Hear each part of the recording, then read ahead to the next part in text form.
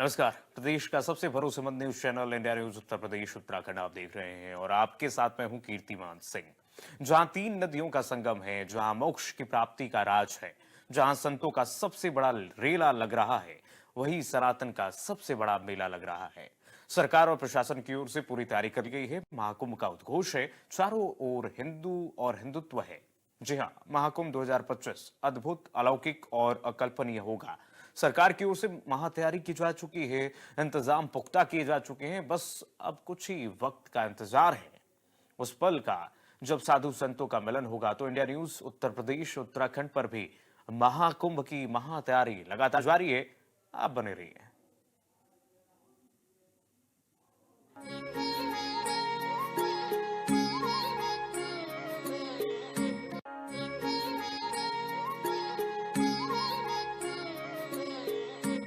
आज यहाँ पूरे व्यवस्थाओं की समीक्षा करने के लिए मैं एक पूरी टीम लेकर के आया हूँ और यहाँ आने के सभी रास्ते, उनमें जो भी समस्याएं हैं उन सब के बारे में जानकारी करना, यहाँ जो भी व्यवस्था की जा रही है पिलग्रिम्स के लिए, पुलिस कर्मियों के ठहरने के लिए, पूरी सुरक्षा के लिए, साइबर सुरक्षा के लिए, इन सभी चीज़ों की समीक्षा एडीजीएलओ कार्यालय द्वारा की जा रही है। और जो भी वर्क इन प्रोग्रेस है अथवा जो भी कार्य पूरे किए जाने हैं, उनको कहाँ कहाँ हमें जोड़ देना है, किन किन काम को जल्दी से जल्दी पूरा करना है, इसके बारे में जानकारी की गई। ये काफ़ी अच्छा व्यवस्थापन फोर्सेस का किया जा रहा है। इसके अलावा जो यहाँ व्यवस्था है वो भी काफ़ी सेटिस्फैक्ट्री है और फोर्सेस जो बाहर से आ रही हैं उन सभी के द्वारा लगातार ट्रेनिंग और एक्सरसाइजेस की जा रही हैं ताकि यहाँ पर पूरी तरह से सुरक्षा व्यवस्था सुदृढ़ बनाई जा सके। अच्छा, कोई स्पेसिफिक थ्रेड है, किस तरीके से कितनी डिप्लॉयमेंट लगी है आकाश में, जल में और थल में? यहाँ सभी तरीके से निगरानी की जा रही है। जल में भी हमारी जल पुलिस है, हमारे जो राइडर्स हैं ये भी भीड़ की निगरानी करते हैं और भीड़ को कंट्रोल करने की कोशिश भी करते हैं। आकाश में ड्रोन्स लगाए जाएंगे, कुछ स्काई लाइटिंग के लिए और कुछ निगरानी के लिए। बाहर सिक्योरिटी कैमरास होंगे जिसमें फेशियल रिकॉग्निशन और अन्य सुविधाएं हैं, भीड़ की मॉनिटरिंग की सुविधा है, हेड काउंट करने की सुविधा है। कोई भी इवेंट होता है उसके लिए अलर्ट जनरेट करना, जैसे कहीं से भी स्मोक दिखाई देता है उसके लिए अलर्ट जनरेट करने की सुविधा है। लाइटिंग की पूरी व्यवस्था की गई है ताकि दिन रात हर समय यहाँ विजिबिलिटी रहे। कोई भी डिज़ास्टर को मैनेज करने के लिए लगातार एक्सरसाइजेस की जा रही हैं और चाहे वो मैन मेड हो अथवा वो अचानक कोई नेचुरल घटना हो। और उत्तर प्रदेश पुलिस इस अपॉर्चुनिटी में अपने आप को बेस्ट तरीके से शो करने का प्रयास करेगी। एआई का उपयोग कितना कारगर साबित होगा? एआई का उपयोग कई तरीकों से किया जा रहा है, जिसमें फेशियल रिकॉग्निशन है, इसके अलावा इवेंट डिटेक्शन है। इन सब में आर्टिफिशियल इंटेलिजेंस का इस्तेमाल होता है और उसका काफ़ी बृहद पैमाने पर यहाँ इस्तेमाल किया जाएगा।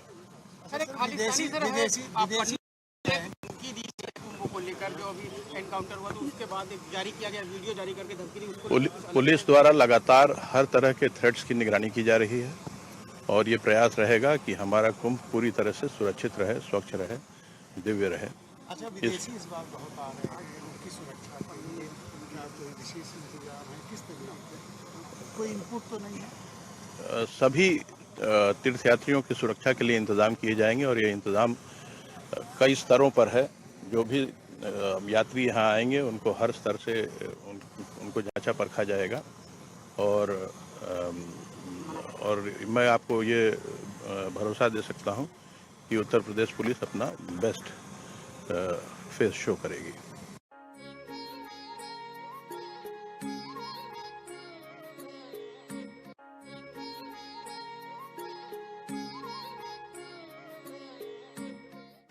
महाकुंभ की भव्य तैयारी में अब सभी अखाड़े छावनी प्रवेश कर रहे हैं।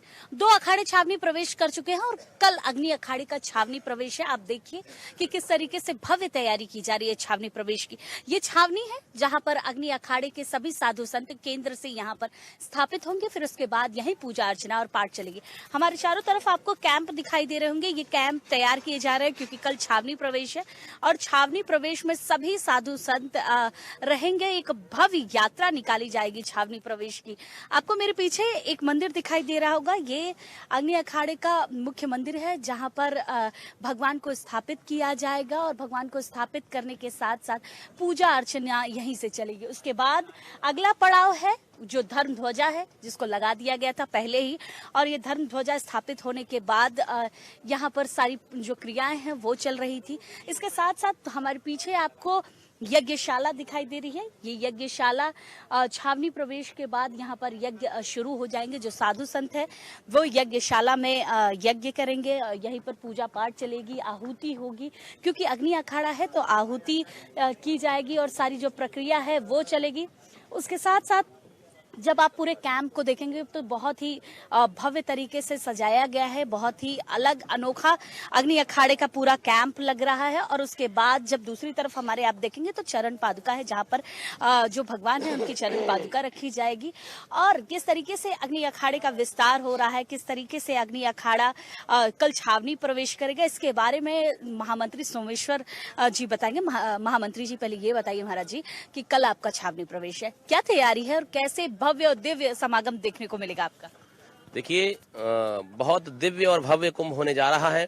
2024-25 का जो प्रयागराज महाकुंभ पर्व है, इस समय आप श्री पंच अग्नि अखाड़े में हैं और हमारी धर्मध्वजा स्थापित हो चुकी है। कल हमारी अनंत माधव मंदिर चौफटका से पेशवाई, जिसे हम छावनी प्रवेश मंगल यात्रा कहेंगे, तो छावनी प्रवेश मंगल यात्रा होती है तो हमारे देवता की छावनी प्रवेश होती है। तो हमारी वेद माता गायत्री जो हमारी इष्ट देवी हैं, भगवान परशुराम, भगवान शिव, सबको जो है हम गाजे बाजे के साथ, रथ घोड़ों के साथ, संत महात्माओं को, आचार्य महामंडलेश्वर, मंडलेश्वर, तमाम साधु संत, ब्रह्मचारीगण और अनेक भक्तजन श्रद्धालु हमारे साथ अखंड परशुराम अखाड़ा और हमारा श्री शंभू पंच अग्नि अखाड़ा समस्त विशाल रूप से जो है कल छावनी प्रवेश मंगल यात्रा होगी।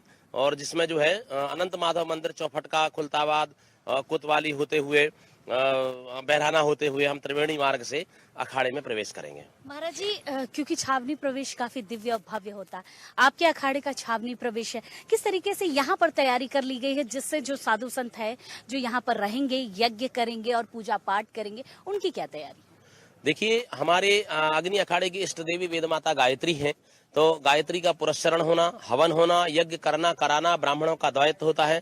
तो हमारे 11 ब्राह्मण, 21 ब्राह्मण रोज प्रतिदिन जो है हमारे गायत्री यज्ञ होगा, भगवान शिव का अभिषेक पूजन होगा, माँ गायत्री की दोनों समय आरती पूजन वंदन होगा। उसकी पूर्ण रूप में हमारी तैयारी हो चुकी है। देखिए, यज्ञ कुंड तैयार हो चुका है और कल से जो है जब हमारे देवता, हमारी वेद माता गायत्री की यहाँ स्थापना हो जाएगी तो स्थापना के बाद निरंतर प्रतिदिन दोनों समय का संध्या आरती वंदन पूजन हम लोगों का प्रारंभ हो जाएगा। अगर बात की जाए जिस तरीके से जब इष्ट देवता को विराजमान किया जाता है, आपकी इष्ट देवी गायत्री माता है, तो कैसे इस मंदिर में कैसे स्थापित किया? इसमें गायत्री देवी को स्थापित इस मंदिर में वेद माता गायत्री को हम स्थापित करेंगे और यहाँ भगवान शिव विराजित होंगे। यहाँ पे शिव भगवान शंकर अपने परिवार सहित, भगवान शिव परिवार यहाँ विराजित होगा और वहाँ भगवान मातेश्वरी हमारी वेद माता गायत्री विराजित होंगे। दंड का भी विशेष महत्व है कि लाया जाता है, रखा जाता है, उसमें किस भगवान के दंड को रखा जाएगा? नहीं, उसमें छड़ी होती है। हाँ। दंड नहीं, उसको छड़ी होती है। छड़ी बोलते हैं तो छड़ी जो है कोतवाल लेके चलता है छड़ी, और हम जो है अपने वेद माता गायत्री के साथ छड़ी लेकर आते हैं उनके सम्मान में और छड़ी के साथ लाके उन्हें स्थापित करते हैं। अग्नि अखाड़े की अगर बात की जाए तो कितना विशेष है उनके लिए ये छावनी प्रवेश? अग्नि अखाड़े के लिए छावनी प्रवेश अत्यंत हर्ष का, अत्यंत प्रसन्नता का, हमारा हृदय प्रफुल्लित है और समस्त जनता जनार्दन का, साधु संतों का, क्योंकि ये त्यौहार ऐसा है कि जब हमारे यहाँ कोई मेहमान आता है तो हमें बड़ी प्रसन्नता होती है। तो हमारे देवता आ रहे हैं, हमारे इष्ट देवी आ रही हैं, हमारी मातेश्वरी पधार रही हैं और वो हमारे अखाड़े में विराजमान होंगी और नित्य हमें उनका दर्शन और पूजन लाभ प्राप्त होगा। इसलिए पूरा साधु समाज अत्यंत प्रसन्न है। बहुत बहुत धन्यवाद आपका महाराज जी। तो देखिए किस तरीके से अग्नि अखाड़े का छावनी प्रवेश की तैयारी चल रही है। इष्ट देवी माँ गायत्री को यहाँ विराजमान किया जाएगा। विराजमान करने के बाद यज्ञशाला में हर समय यहाँ पर पूजन अर्चन होगा, यज्ञ होगा। इसके साथ साथ जो सभी साधु संत है वो यहाँ पर पूजा अर्चना करेंगे और इंतजार करेंगे आने वाले शाही स्नान का, कि स्नान के समय जो महाकुंभ है वो और भव्य और दिव्य दिख सके। कैमरामैन राजेंद्र के साथ मैं वर्षा शाही, इंडिया न्यूज प्रयागराज। वैसे भी आपका शुभ नाम वर्षा शाही। और आपके आने से पहले भगवान ही वर्षा करें।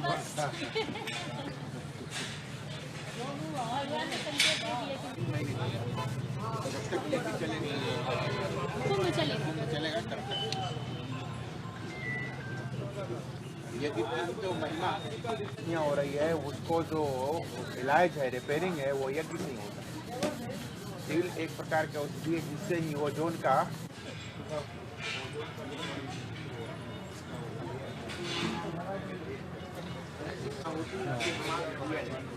आप भी लोग आएंगे।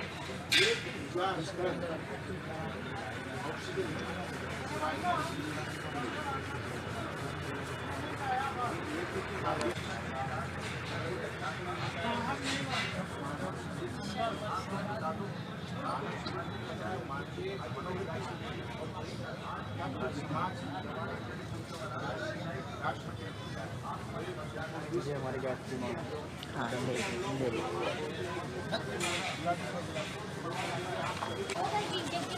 जो मतलब कहते हैं कि बहुत ज़्यादा हमने सुना है कि यज्ञ जब शुरू की जाती है तो कभी कभी लोग किसी और चीज़ से अग्नि को प्रज्वलित करते हैं। तो यहाँ कैसे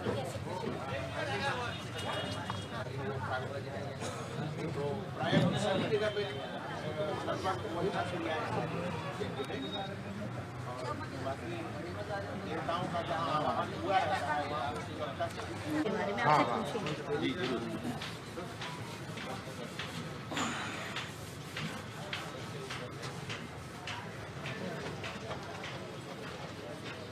चिड़िया की याद।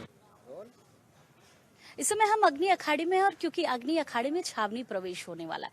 क्या आपको पता है कि अग्नि अखाड़े में जब छावनी प्रवेश हो जाएगा उसके बाद यज्ञ शुरू हो जाएगा। ये यज्ञ हर रोज चलेगा जब तक महाकुंभ का समापन नहीं होगा।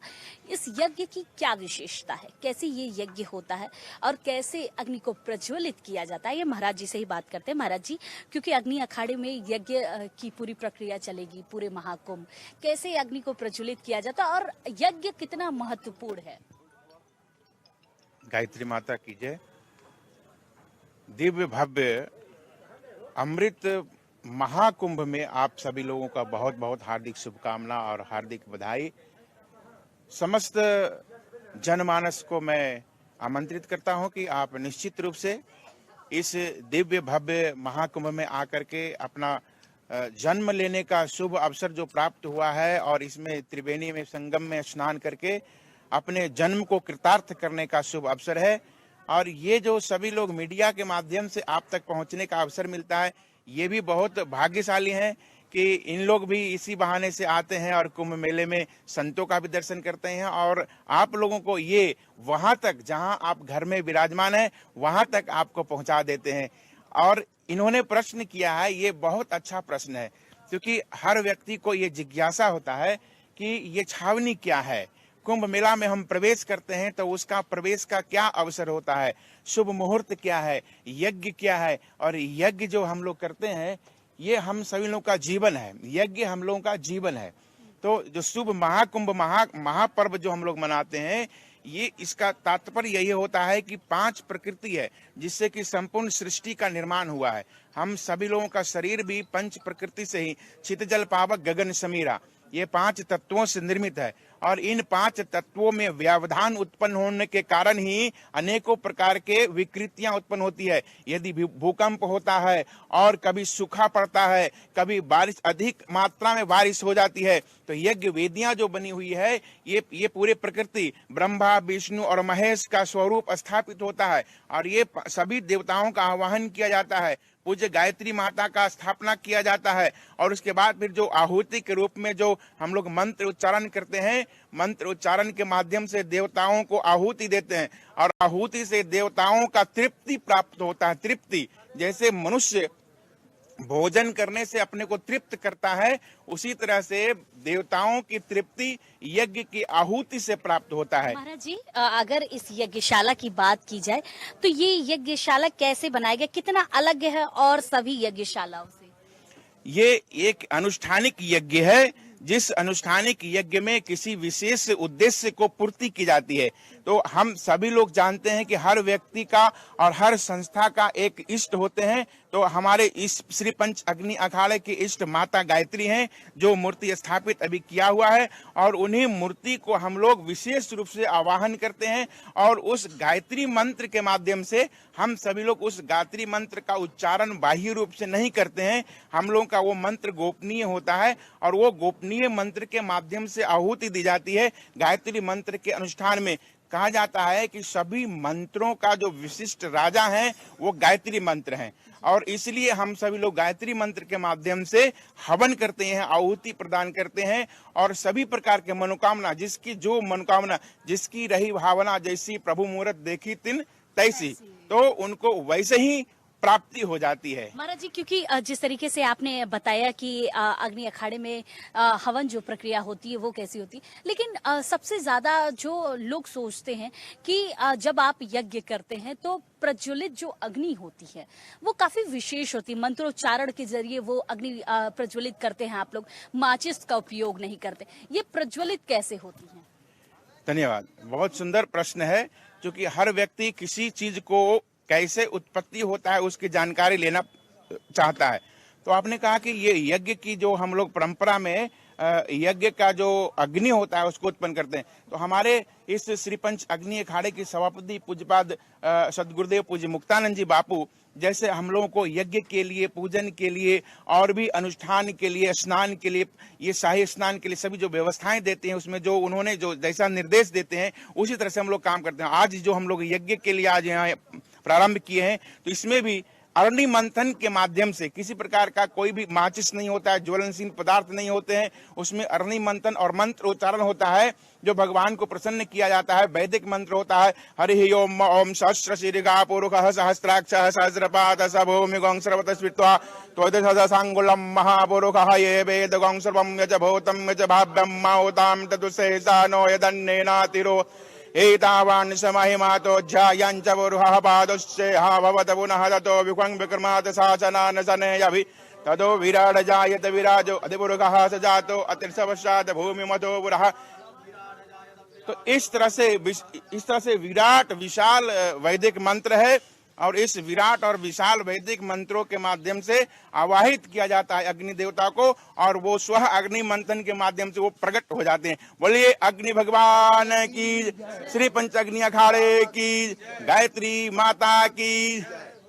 महाराज जी, आप बताइए कि अग्नि अखाड़े का जो विस्तार है वो कितना महत्वपूर्ण है, और किस तरीके से यज्ञशाला, जिस तरीके से हमने बात की यज्ञशाला चल रही है, यज्ञशाला की शुरुआत कल से हो जाएगी, इससे पूरे विश्व का कल्याण कैसे होगा?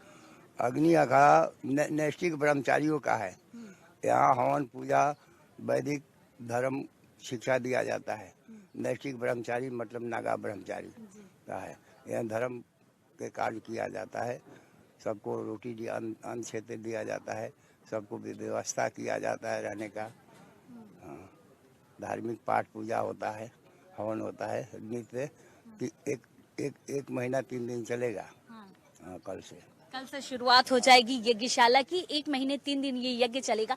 विश्व के कल्याण और विश्व की शांति के लिए ये यज्ञ किया जाता है यज्ञशाला में, और आपको महाकुंभ में ये यज्ञशाला देखने को मिलेगा। और किस तरीके से अग्नि अखाड़े की बात हमने जो बताई कि यज्ञशाला जो चलती है वो विश्व की शांति और कल्याण के लिए चलती है, और इसके साथ साथ विस्तार के बारे में हमने बताया कि कैसे अग्नि अखाड़े का विस्तार रहा। राजेंद्र के साथ मैं वर्षा शाही, इंडिया न्यूज प्रयाग।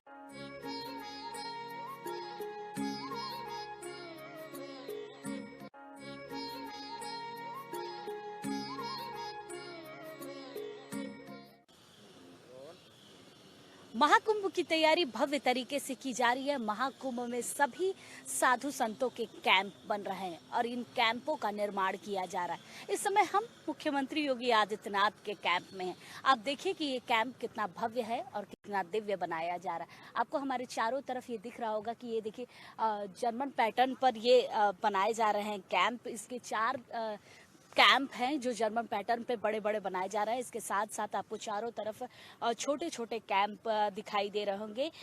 इन कैंपों में मुख्यमंत्री योगी आदित्यनाथ खुद रहेंगे और कल्पवास करेंगे। यहाँ पर मुख्यमंत्री योगी आदित्यनाथ की हैसियत से नहीं मुख्यमंत्री बल्कि योगी महासभा के अध्यक्ष और नाथ संप्रदाय के प्रमुख के रूप में यहाँ पर वो कल्पवास करेंगे। और जिस तरीके से आप ये कैंप देख रहे हैं इसकी खूबसूरती देखिए कि लगभग 10 बीघे में ये पूरा कैंप बनाया गया है और काफी खूबसूरत बनाया गया है। मुख्यमंत्री योगी आदित्यनाथ के साथ साथ नाथ संप्रदाय के सभी साधु संत यहाँ पर मौजूद रहेंगे। यहाँ पर कल्पवास करेंगे। कल्पवास करने के साथ साथ अन्य क्षेत्र बनाया जाएगा, अन्य क्षेत्र पर जहाँ पर भंडारे चलेंगे। और इसमें जिस तरीके से आप देख रहे हैं ये पूरा कैंप, इसमें अलग अलग चीजें की जाएंगी, चाहे उसमें श्रीमद् भागवत कथा हो, रामायण कथा हो। और उसके साथ ही साथ मुख्यमंत्री योगी आदित्यनाथ के इस कैंप में हर वो छोटी से छोटी चीज़ें देखने को मिलेगी जिसमें आप एक जो सनातन धर्म की रीति होती है वो आप देख सकते हैं। आप चारों तरफ देखिए कि कितना खूबसूरत ये कैंप बनाया जा रहा है। तैयारी पूरी की जा रही है। तैयारी पूर्ण होने के बाद इस कैंप की भव्यता ही बदल जाएगी, क्योंकि इस कैंप में मुख्यमंत्री योगी आदित्यनाथ को कल्पवास करना है। मुख्यमंत्री योगी आदित्यनाथ के साथ जो साधु संत है वो भी रहेंगे। और क्योंकि मुख्यमंत्री योगी आदित्यनाथ जिस तरीके से नाथ संप्रदाय से आते हैं उसके लिए ये कैंप बनाया जा रहा है। इस कैंप का विस्तार किया जा रहा है। कैमरामैन राजेंद्र के साथ मैं वर्षा शाही, इंडिया न्यूज प्रयागराज।